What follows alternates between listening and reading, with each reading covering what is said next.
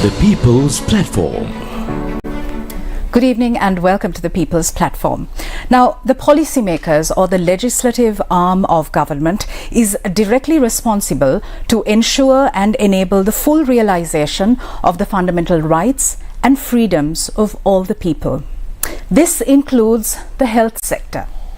But what does one do if the institutions that are meant to protect and save lives are engaged and complicit in destroying lives? To discuss the multi-pronged crises plaguing Sri Lanka's state health sector, we've invited to our studio Dr. Manjula Herath, Secretary of the Government Dental Surgeons Association. Good evening and welcome to the show, Doctor. Good evening, Dr. Sonali. My first question to you is, when we speak about the latest crises out of a series of crises to hit Sri Lanka's state health sector, medical procurement controversies. So procurement is supposed to be key in ensuring that public money is well spent in a way that brings the best utility for the citizens by observing the regulatory framework. However, this is also one of the areas which is most vulnerable to corruption. Over the past few months, we've been hearing of numerous instances where the public procurement processes have been violated and disregarded, resulting in adverse impacts to Sri Lanka's public. Speak to us about this crisis. Yeah, first of all, thank you for inviting the Government Dental Surgeons Association for this timely topic. And we firmly believe that openness for dialogue on these difficult subjects like corruption and transparency and bureaucracy is the sign that we as a country is ready to take a change to stop this. And if I get back to what you said, we have to look at this problem not just as an issue in the healthcare system, healthcare corruption, NMRA issues or corruption, but this is a wider social problem in Sri Lanka. And if we go back, even before this economic crisis, these practices and issues has been there, but they have been not manifested or magnified due to the relative economic stability. But now with this economic crisis, these are getting magnified and also the consequences are getting dire. So what I would like to say first is that this is not just a healthcare or health system issue, but this is more of a social issue, governance issue and corruption. And as you said, getting back to the procurement process, especially in pharmaceuticals, in health ministry, we have seen in the past few months so much of allegations made against the NMRA, the state pharmaceutical company, and all the main institutions. So these things we have to address as a society, not just, this is not a one sector, one institution. We cannot stamp out this by addressing only one institution. To move towards accountability, Dr. Herath, we need to first identify the key stakeholders who are engaged and involved in the procurement process. So the Ministry of Health, the Minister of Health, Mr. Keheliya Rambukwella, then the Medical Supplies Division of the Health Ministry, State Pharmaceutical Corporation, National Medicine Regulatory Authority. These are some of the key stakeholders. So there is a regulatory framework which has been streamlined, which is in black and white, that needs to be followed by all the stakeholders when involving themselves in the procurement process of public funds. So where are the gaps? Yeah, that's a good question, Sonali. Actually, when we look at the Sri Lanka legal framework for the procurement of medicine and, or to that matter, procurement of government goods, we have a very solid legal framework on procurement for the government as well as to the Ministry of Health. The with a regulatory body, that is the NMRA or the National Medicine Regulatory Authority.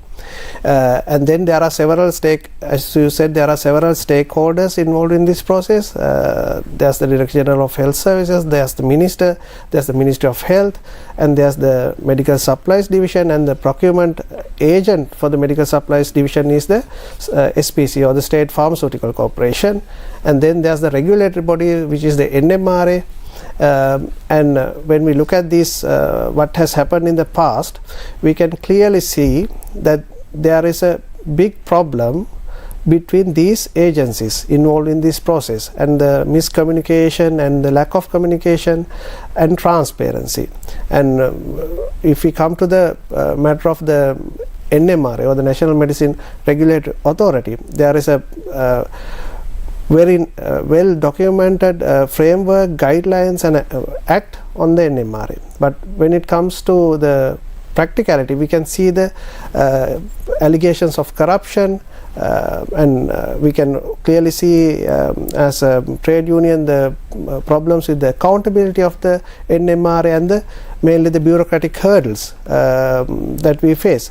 And these bureaucratic hurdles and lack of transparency, lack of accountability is what has now caused the main issue for the shortage of critical items and drugs in Sri Lanka. Rather than the economic issue or the funding issues, right now the main problems that we are facing is because of this corrupt procurement practices and the disruption of the pharmaceutical supply chains.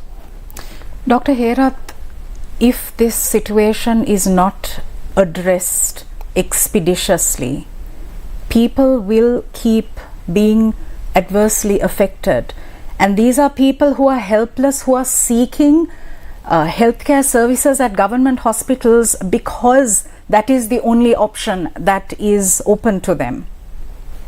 Yes, true.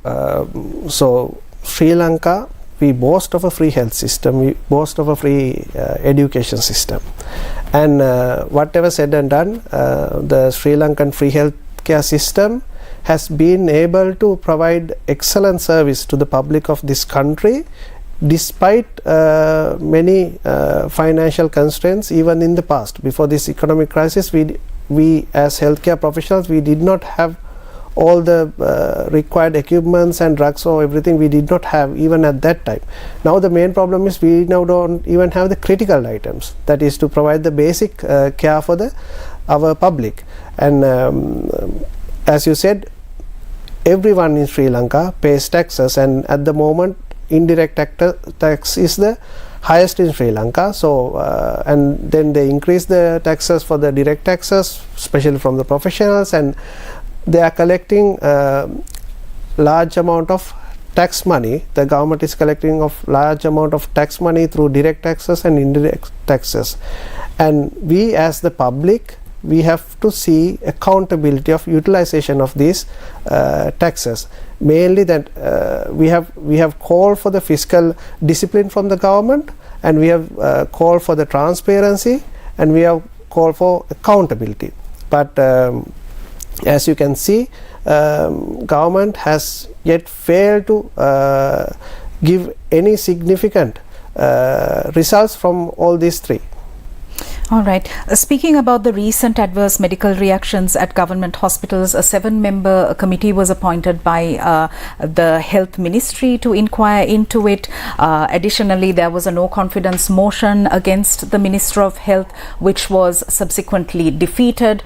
The Health Minister, with responding to the most recent allegation over the medical procurement, has said that he has informed the CID to carry out an investigation. So there are a few things that are happening, almost melodramatic in nature, because they are making the headlines. However, people are dying. So there has to be some sort of immediate measure that is taken where the wrongdoers are brought before the law. This is not happening. Everyone who is complicit in the corruption, the fraud, they are still in their jobs. Nothing has happened to them. Yeah, that's true. Now, if we look at what has happened, the no confidence motion, all this, we firmly believe that changing the seats will not do anything.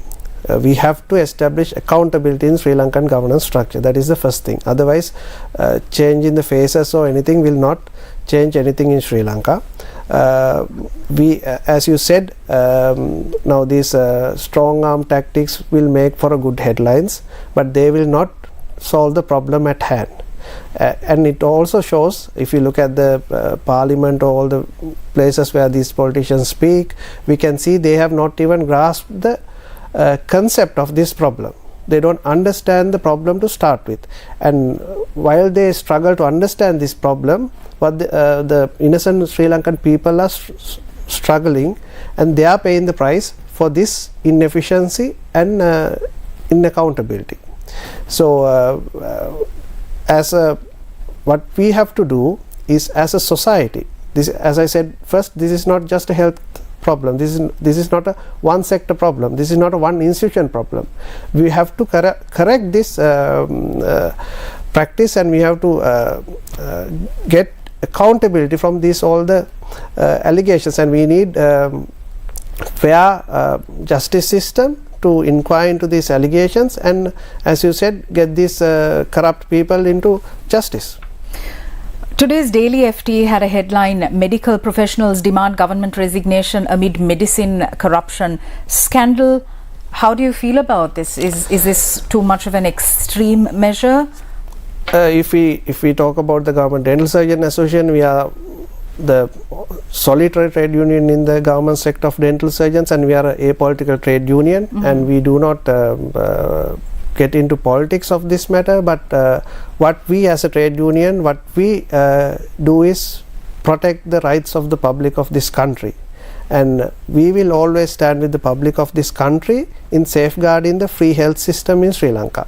So at whatever the cost, we are ready to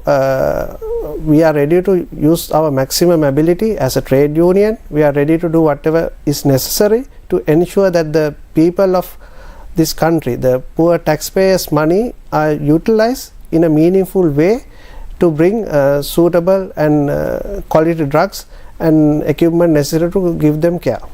In this whole equation, Dr. Herath, it is the public that is aggrieved by these controversies, by these allegations, and by what takes place.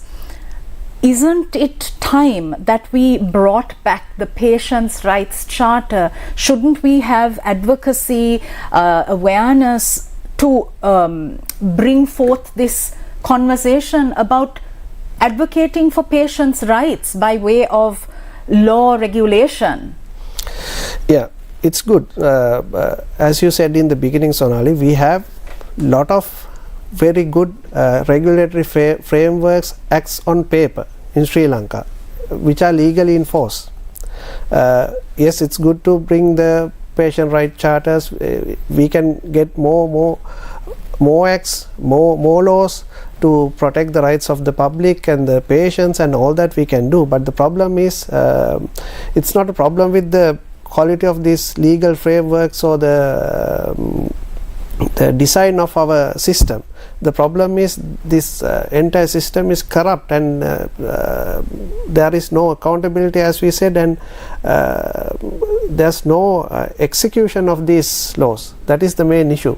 So we have to devise a mechanism to effect these laws. How do we do that? Yes, that is the question that we all have to answer as a society. That's what we have to do. We can bring in more and more legislations, but at the end of the day, nothing is paying off. Now, if we look at the not just the corruption in health system, the irregularities in the pharmaceutical procurement process, even in the other sectors of the government, we have enough laws, but the laws are not being implemented. So it is the duty of the executive to implement these laws, but unfortunately the main allegations are against the executive. Right. So then what's the option? To go in for elections which have been indefinitely postponed? Yes, elections is something that we, as the Government Dental Surgeons Association, as I said, a political trade union, we do not get into politics of the national level, but as I said,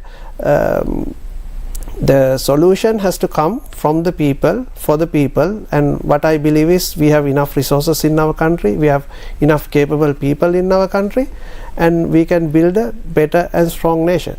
Speaking of capable people, Dr. Herath, there is currently another crisis in the health sector where there is a dearth of medical specialists.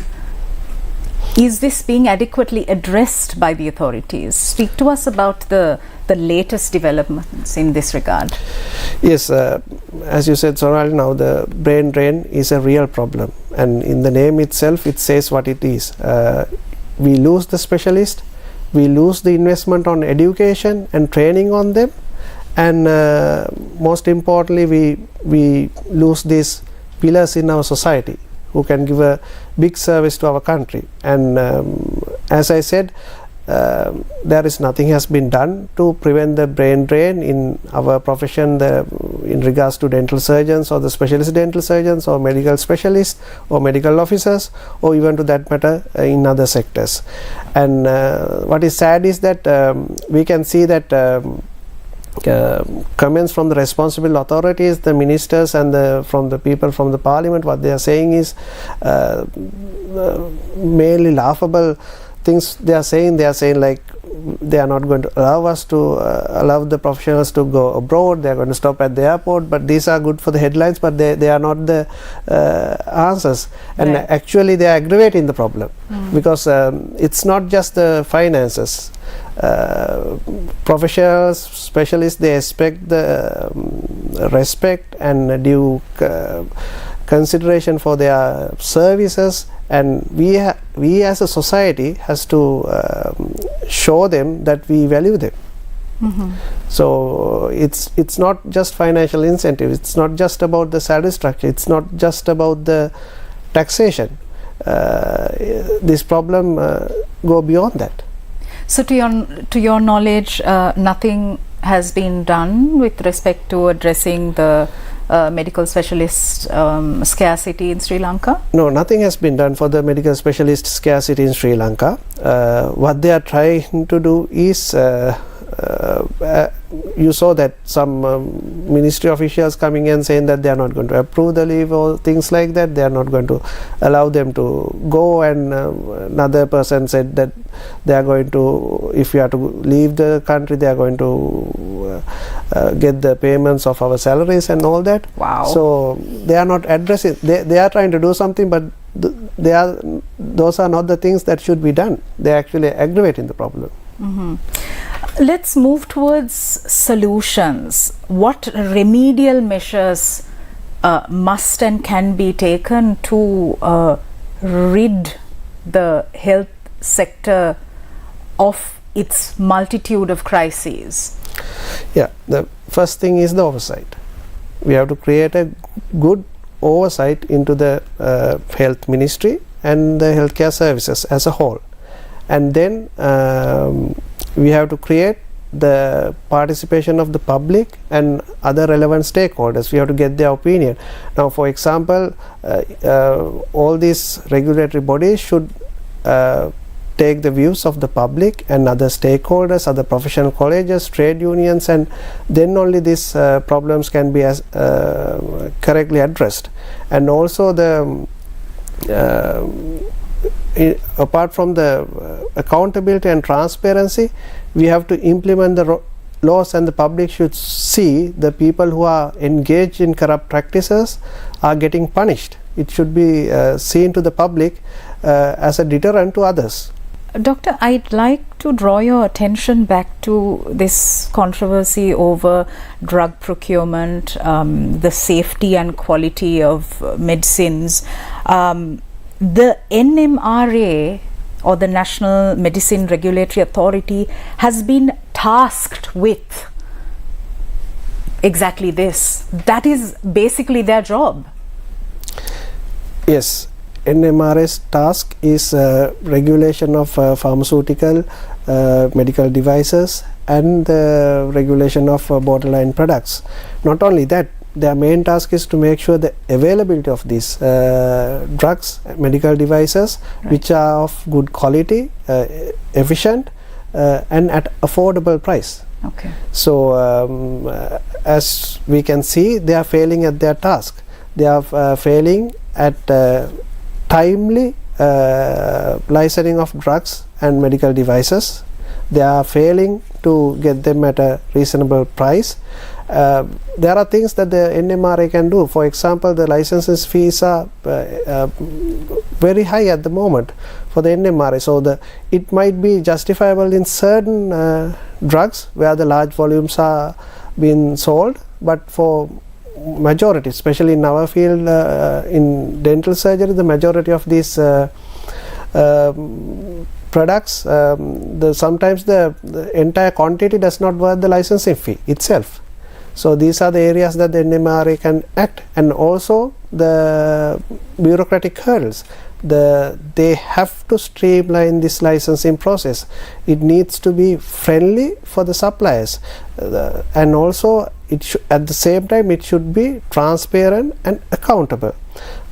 They should publish these documents to the public to scrutinize, and they should digitalize this process, and the public should be able to see these what are the products that are being approved, when they have applied for this licensing, and all that can be seen. Because right now what we are seeing is that these delays are huge, like 2.5 years.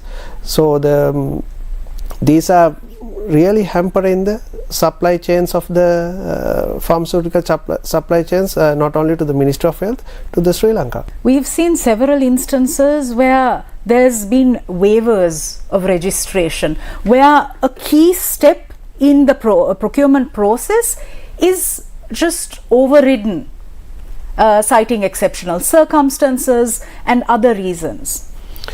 Yes, I think you're asking about the waiver of registration at the NMRA. Yes, waiver of registration is in the Act, and it's a process where when we want to get a drug or pharmaceutical or medical device under certain conditions.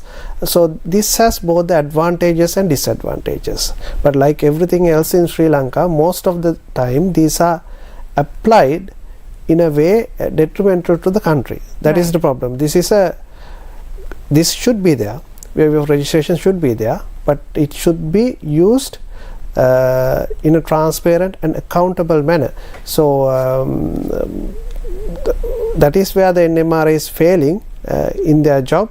And for example, now if you take our field of dental surgery, most of the products are sold in very low quantities, and there is a place for the waiver of registration and there is a process, there is oversight, there is relevant colleges.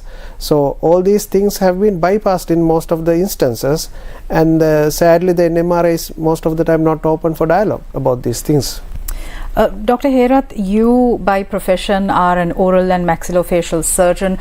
Speak to us about some of the issues that you personally face in your practice.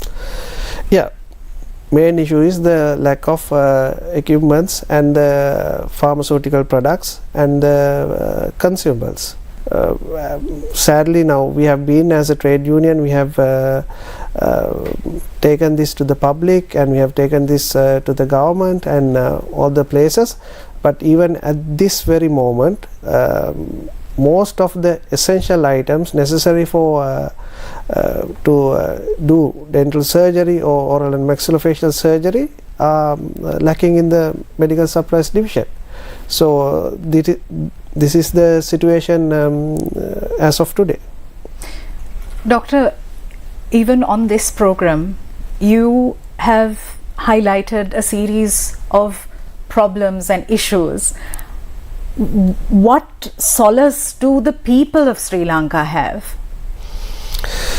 Yeah, that's a difficult question, and I think no one of us has the answer right now for that. But we have to find the answer for that, and I think it's the public now. This is a good step. Now we have these platforms. We start to discuss about this problem, and now the government institutions, these regulatory bodies, should come to this conversation. They should open their closed doors to the public, to the media, to the trade unions, to the professional bodies.